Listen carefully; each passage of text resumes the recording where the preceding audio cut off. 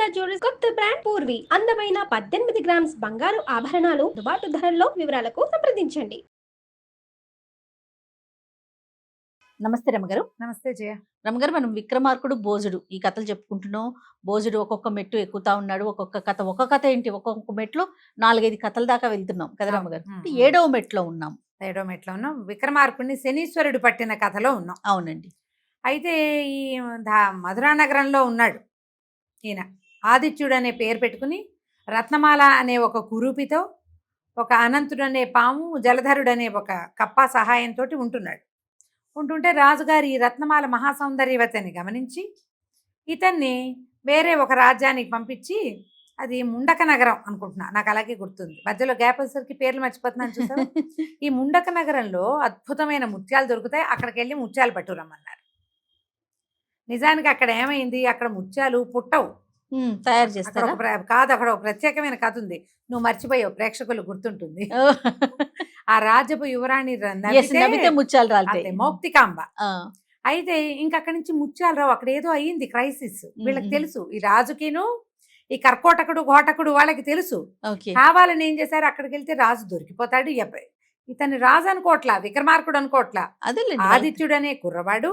ఈ కుర్రాన్ని కనుక మనం అక్కడికి పంపించేస్తే ఇక్కడున్న సౌందర్యవతిని మనం చేజిక్కించుకోవచ్చని భావించారు. అతన్నేమో వెళ్ళి ముత్యాలు తెమ్మన్నారు. సరే, ఇతను ఏం చేశాడు, మరి నేను రత్నమాలని వదిలిపెట్టి వెళ్తే ఈమెకి ఏమైనా ఇబ్బంది అవుతుందేమని విక్రమార్కుడు అనంతుణ్ణి, జలధరుణ్ణి అడిగాడు. నేను ముండక నగరానికి వెళ్ళొచ్చా, రత్నకమాల సంగతి ఏమిటంటే, నువ్వు వచ్చేదాకా మేము ఈమెకి జాగ్రత్తగా కాపలా కాస్తాం ప్రభు, అక్కడ కూడా నువ్వు తలుచుకో, మేము ఎప్పుడైనా నీకు అవసరమైతే మేము వస్తామన్నారు. ఎందుకంటే వాళ్ళిద్దరు గంధర్వులు, ఈ స్వరూపాలతోటి ఉంటున్నారు ఇక్కడ. అదేలేండి. అయితే రత్నమాల ఏమందంటే, మీరు భయపడద్దు, నేను దేవకన్యని, నా జోలికి ఎవరైనా వస్తే పాషాణాలుగా మారిపోతారు వాళ్ళు, ఆ భయం ఏం లేదు, మీ దారిని మీరే వెళ్ళండి. ఇప్పుడు రాజుగారు విక్రమార్కుడు ఒకడే ఉన్నాడు ఇక్కడ. ఈయన ఈ భేతాళుడి సహాయంతో ఆ ముండక నగరానికి బయలుదేరాడు. అయితే ఏంటంటే, ఇక్కడి నుంచి మాయమైపోయి అక్కడ ప్రత్యక్షం అవటం అలాంటివి చెయ్యాల. ఆయన గుర్రం వేసుకుని మామూలుగా వెళ్ళాడు. భేతాళుడు ఆయన కనపడ్డగా అదృశ్య రూపంలో ఉంటాడు, తలుచుకోగానే భేతాళుడు రెడీగా ఉంటాడు ఆయన కోసం. ముండక నగరానికి వెళ్ళారు. ఆ నగరము పాడుగొట్లాడుతోంది. ముత్యాలు విపరీతంగా పుట్టి కుప్పలు తెప్పలుగా ముత్యాలు బయటకు వచ్చే ఊరు కళకళ్ళాడుతూ ఉండద్దు, ఉండాలి, సంపన్నంగా కనిపించాలి. ఇది అట్లా లేదు, ఒక్క మనిషి లేడు, తలుపులు వేసేసి పేరుకు తగినట్లే ఉందా అంటే మరి అలాగే ఉంది ముండక నగరం, అలాగే ఈయనకు అర్థం కాల. అప్పుడు మెల్లిగా ఒక్కో తలుపు మనుషులు ఉన్నారు లోపల, కానీ జనము స్వేచ్ఛగా తిరగటల్లా. సంపన్నమైన నగరంలో ఉండవలసిన లక్షణాలు ఈ నగరంలో లేదు. ఈ ఒక్కో ఇల్లు విచారిస్తూ ఈ మన శెట్టి ఒక ఆయన ఉన్నాడు, ఎవరు, ఈ ముత్యాలు అమ్మేవాడు. ఈ ముత్యాలమ్మే శెట్టి కోసం వెతుకులాడుతూ మెల్లిగా ఆ శెట్టి గారింటికి చేరాడు విక్రమార్కుడు, ఆదిత్యుడు అనే పేరుతోటి. అలాగే మామూలుగానే ఉన్నాడు, అంటే విక్రమార్కుడి స్వరూపంలో లేకుండా ఓ సాధారణ యువక స్వరూపంలో ఉన్నాడు. వెళ్ళి ఆయన్ని అడిగాడు, మీ రాజ్యంలో అద్భుతమైన ముత్యాలు దొరుకుతాయట, నేను ముత్యాల కోసం వచ్చానంటే ఆయన చాలా విషాదంగా మొహం పెట్టుకుని, ఇంకెక్కడ ముత్యాలు నాయన, ఆ రోజులు పోయినాయి, ముద్దులు మూటకట్టే యువరాణి ఆమె మరణించింది, మా రాజుగారు మరణించాడు, అంతఃపురం అంతా ఖాళీ అయిపోయింది, మా బతుకు బండలైపోయింది, ఇక మా రాజ్యంలో ముత్యం పుట్టదు అని వలవల ఏడ్చాడు. ఆశ్చర్యం వేసింది, ఎట్లా జరిగింది, ఏం జరిగిందంటే, ఒక ముని వచ్చాడు మా రాజ్యంలోకి. ఆ వచ్చిన ముని రాజుని అందరినీ సంహరించాడు, యువరాణిని తన వశం చేసుకున్నాడు, ఆమెను పెళ్లి చేసుకునే ఉద్దేశంలో ఉన్నాడు. ఆయన ఏదో యజ్ఞం చేయబోతున్నాడు, ఆ యజ్ఞం లోపల యువరాణిని తన దాంట్లో పెట్టుకున్నాడు. ఇక ఆమెకి నవ్వే అవకాశమే లేదు, ఆమె నవ్వితేనే ముత్యాలు. ప్రజలంతా కూడా భయపడి, మరి అంతఃపురంలో ఉన్న వాళ్ళందరినీ తెగటారు చేస్తే ప్రజలు భయపడక ఏం చేస్తారు, వాళ్ళు ఫ్రీగా ఎటా తిరుగుతారు. దాంతో ఎవరికి వాళ్ళు ఇళ్లలో బంధించుకుని ఉంటున్నాం మా నగరంలో. ఇంకా ఇప్పుడు ఈ నగరంలోకి వచ్చేవాళ్ళు లేరు, పోయేవాళ్ళు లేరు, వ్యాపారం సున్నా అయిపోయింది, బతికున్నాం అంతే మేము అని ఆయన చాలా దుఃఖపడ్డాడు, ఆశ్చర్యపోయాడు. మునో ఋషో వస్తే రాజ్యానికి అభ్యున్నతి జరగాలి, ఇదేమిటి, ఇది మొదలు ఏమో చెడిపోయింది, దీని సంగతి ఏమిటో చూడాలని అంతఃపురం వెళ్దాం అనుకున్నాడు. ఆ శెట్టికి చెప్పాడు, నేను మళ్ళీ కలుస్తాను, నేను వ్యాపారం కోసమే వచ్చాను అన్నాడు. ఆయన చెప్పాడు, నాయన ఈ ఊళ్ళో ఉండద్దు, వెళ్ళిపో, అతను ఎవ్వరు ఏనైనా సరే సంహరించగలడు, వాడికేవో అపూర్వ శక్తులు ఉన్నాయి ఆ మునికి అని చెప్పాడు. అదేమిటో అసలు ముందు తెలివి. ఇప్పుడు శెట్టికి టాటా టంటనే తెలుసు, శెట్టి ప్రత్యక్షంగా జోళ్ళ. ఏదో జరిగింది, అంతఃపురం అంతా సర్వనాశనం అయిపోయింది, రాజకుమార్తెని ముని వశం చేసేసుకున్నాడు. ఆమె బతుకుందో లేదో కూడా వీడికి తెలియదు. ఇప్పుడు ఇక్కడ ఎట్టా నుంచుంటాం, సరే వెళ్దామని ఇతను ఏం చేశాడు, మెల్లిగా రాజప్రాసాదం వైపుకు వెళ్ళాడు. కాపలాదారులు ఎవ్వరూ లేరు, ఏమీ లేదు. రాజప్రాసాదం బోసిగా ఉంది, అన్ని శవాల కుప్పలు, కానీ ఒక్క శరీరం కూడా పాడవల. మెడలు తెగటార్చి ఉన్నాయి, అంతఃపురం అంతా శవాల కుప్ప. మొత్తం చూస్తే రాజకుమార్తె ఎక్కడ కనపడలే. ఈ రాజకుమార్తెని ఎక్కడ దాచి ఉంటాడు అంటే భేతాళుడిని తలుచుకున్నాడు. రాజకుమార్తె ఎక్కడైనా ఉందంటావా, ఇదంతా ఇట్లా కనపడుతోందంటే ఇప్పుడు ఆయన చెప్పిన దాని ప్రకారం అతను ఏదో యజ్ఞమో హోమమో చేస్తాడు అంటే యజ్ఞం హోమం చేసి మునుల్లాగా చేసేవాడికి రక్తానికి ఎదురు.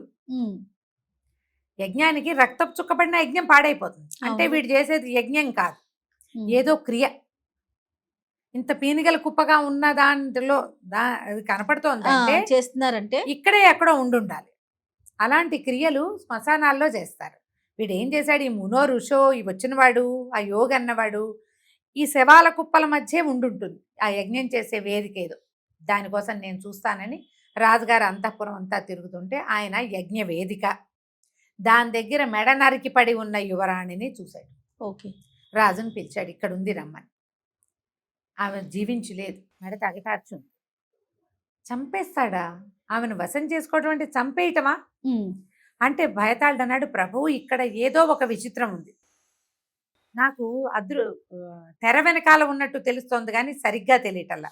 అంటే వీడు గట్టివాడు, భేతాళుడి కూడా తెలియనివని రకం ఉంది ఇక్కడ.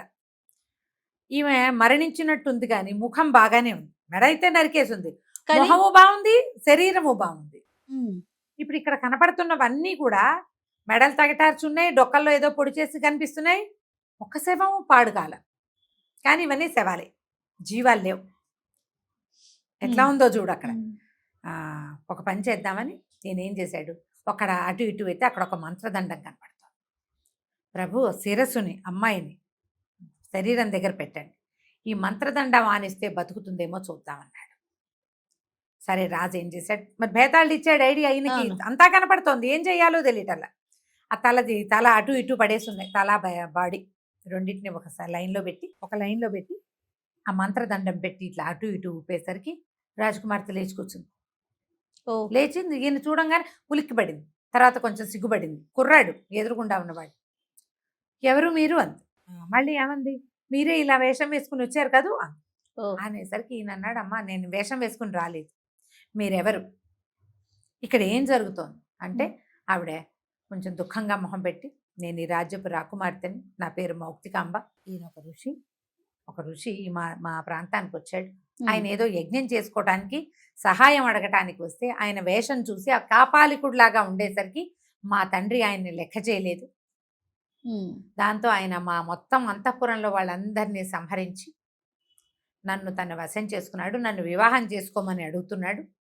యజ్ఞం అయ్యాక పెళ్లి చేసుకుంటాట. అందుకని ఆ యజ్ఞానికి ఇంకా కొద్ది రోజుల సమయం ఉంది, కొంత సమయం ఉంది. ఆ సమయం లోపల రోజు ఆయన బయటికి వెళ్ళేటప్పుడు నా మెడ నరికి ఇక్కడ పెడేసి వెళ్ళిపోతాడు. ఆయన వచ్చాక మళ్ళీ నన్ను జీవింపజేసి నన్ను బతిలాడతాడు, పెళ్లి చేసుకో పెళ్లి ఒప్పుకోమని. ఆ యజ్ఞం జరిగాక ఆయన మొత్తం ప్రపంచానికి ఏలికవుతాడట. అలాగని చెప్తున్నాడు. ఆయన ఒక కాపాలికుడు చెప్పింది అని చెప్పాక ఒక నిమిషం ఊరుకుని పక్కుని నవ్వింది. నోట్లో నుంచి జలజల రాలినాయి ముత్యాలు. రాజు ఆశ్చర్యపోయాడు, విక్రమార్కుడు.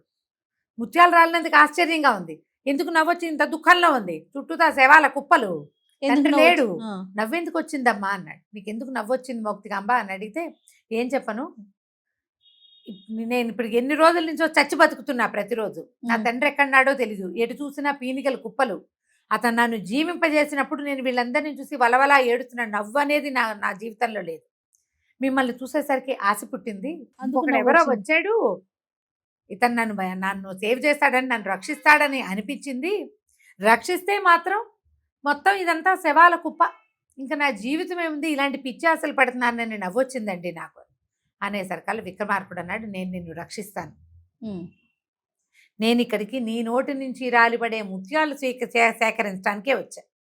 కానీ ఇక్కడ జరిగింది చూస్తే ఇంత అన్యాయమా? ఒక యోగి తను యజ్ఞం చేసుకోవటానికి ఒక రాజ్యాన్ని ఈ రకంగా చేయొచ్చా? అతను సహాయం అడగడానికి వచ్చాడు, సహాయం తీసుకోవాలి, అంతేగాని ఈ అన్యాయంగా ఎట్లా చేస్తాడు? వాడంతు చూడాల్సిందే. అయితే నువ్వు ఒక పని చెయ్యి, ఇతనితోటి ఎవరైనా ఉన్నారా, శిష్యులు ఉన్నారంటే ఎవరు లేరు, వాడు ఒక్కడే వస్తాడు, కాపాలిక స్వరూపంలో ఉంటాడు. సరే, నేను నిన్ను ఇక్కడ వదిలిపెట్టి వెళ్తా, నువ్వు ఎలాంటి స్థితిలో ఉన్నావో అదే స్థితిలో పెట్టేసి వెళ్ళిపోతా.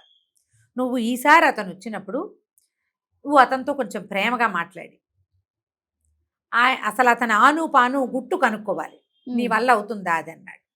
బతుకుతానన్న ఆశ ఉంటే అవుతుందని, నువ్వు బతుకుతావు, నిన్ను ఇక్కడి నుంచి తీసుకెళ్లే భారం నాది, కానీ నువ్వు ఇది కనుక్కోవాలి. ఇంకొక దారి లేదు, ఎందుకంటే ఇతని గురించి తెలిసిన వాళ్ళు ఎవ్వరూ లేరు. వాడిని గురించి తెలియటం భేతాళుడు కూడా వశం కావటల్లా, ఆయనకు తెరలాగా కనపడుతుంది, తెర వెనకాల ఏదో ఉంది, అది ఆయన కనిపించటల్లా భేతాళుడికి. అతనికే కనపడకపోతే ఎవరికీ కనిపించదు. అంటే సరే ఒప్పుకుంది. అయితే భేతాళుడు అన్నాడు, ప్రభు సమయం ఆసనం మించిపోతోంది, వెళ్దామన్నాడు. ఈయన ఏం చేశాడు, మౌక్తికాంబని కళ్ళు మూసుకోమని అక్కడ ఉన్న కత్తితో ఆమె మెడ నరికి ముందు ఎట్లా బాడీ ఎక్కడ పడి ఉంది, తలకాయ ఎక్కడ పట్టిందో అక్కడ పెట్టేసి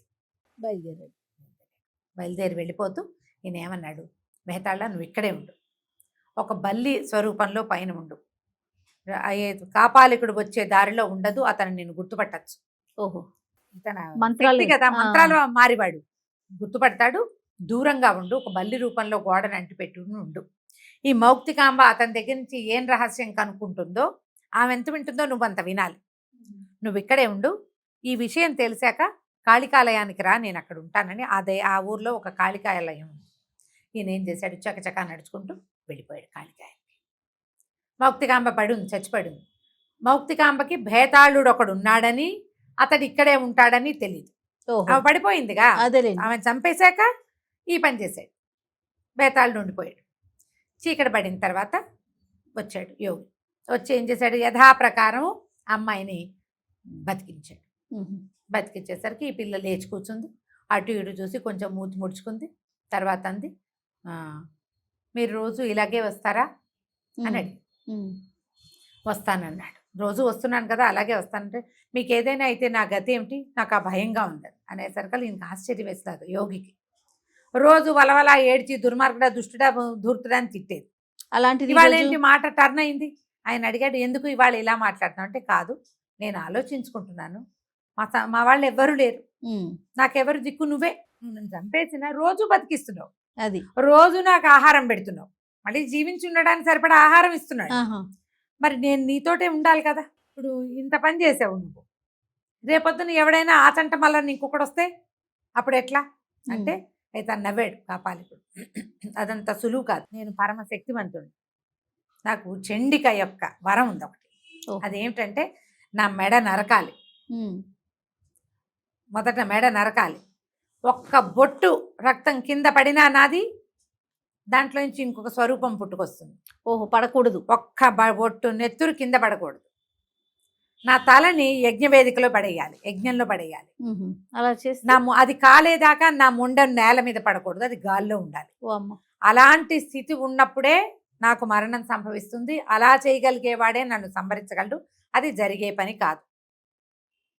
ఇంకొక 4 రోజులు ఉంది యజ్ఞానికి, ఈ 4 రోజులు గడిపితే యజ్ఞం పూర్తయిపోతుంది, యజ్ఞం అయిపోతుంది. తర్వాత ఆ యజ్ఞ వేదికకి పక్క కింద ఒక పెద్ద ఇది ఉంది, ఏమంటారు దాన్ని, ఒక కుంభం, కుంభం దాన్ని పగలగొడితే ఈ చచ్చిపోయారే ఇక్కడ అంతఃపురం నిండా శవాలు ఉన్నాయి, వాళ్ళందరి జీవాలు అందులో ఉన్నాయి. ఓహో, యజ్ఞం పూర్తి అయిపోయాక దాన్ని పగలగొట్టి వీళ్ళందరినీ జీవింపజేస్తాను, నిన్ను పెళ్లి చేసుకుంటాను, నువ్వేమీ భయపడద్దని చెప్పాడు. మొత్తం కథ అంతా చెప్పి ఎవరు ఏం చేయలేదు. చూడు ఎన్నున్నాయి క్లాసులు, ఈ క్లాసులతో మరణించడం కష్టం కదా, ఎవడో మామూలు వాడి వల్ల కాదది. సరే, ఆయన ఏం చేశాడు, ఈ అమ్మాయితో కులాసాగా కబుర్లు చెప్పాడు, అమ్మాయి కూడా ఏదో ముద్దుగా చక్కగా 4 వాక్యాలు మాట్లాడింది, భోజనం చేశారు. ఆయన వెళ్ళిపోతూ ఈవిని తెగటాచి అక్కడ బారేసి వెళ్ళిపోయాడు. నేను మళ్ళీ వస్తాను. ఎప్పుడైతే ఈ మాంత్రికుడు, ఈ కాపాలికుడు బయటికి వెళ్ళిపోయాడు, ఈ సిద్ధుడు, అప్పుడు భేతాళుడు రాజు దగ్గరికి వెళ్ళాడు. ఒక ప్రత్యేకమైన ఇది నడుస్తోంది ఇక్కడ, ఇతన్ని ఈ రకంగా చెయ్యాలి, ఉమ్. ఇట్లా చేస్తేనే ఏమిటి, వాడు తల నరకాలి, నెత్తురు కింద పడకూడదు, శవం కింద శవం బాడీ కింద కింద ఉండకూడదు, ఉండకూడదు. బాడీ కింద ఉండకూడదు, తలేమో యజ్ఞంలో పడాలి. ఆ, ఆ తర్వాతే యజ్ఞం అయ్యాకే ఈ అది పగలగొట్టాలి, అందులో ఉమ్. ఉన్న జీవాలు బయటకు వస్తాయి, లేకపోతే రావు. అవును. దానికి ఒక పెద్ద బలి ఇవ్వాలి. ఇది అయ్యేసరికల్లా సరే మళ్ళీ వచ్చాడు రాజు ఇక్కడికి. ఏం చేసి ఈ కాపాలికుడిని సంహరించి మౌక్తికాంబని తీసుకెళ్ళాడో విక్రమార్కుడు మనం వచ్చే భాగంలో చూద్దాం. తప్పకుండా కానీ ప్రతి కథ ట్విస్టే ట్విస్టే. ట్విస్ట్ ఇందులో అమ్మాయిలు ఇన్వాల్వ్ అయి ఉంటారు కానీ కథల్లో ట్విస్ట్ మాత్రం బోల్డ్ ఉంటాయి. అంతే. నమస్తే రమ్య గారు. నమస్తే.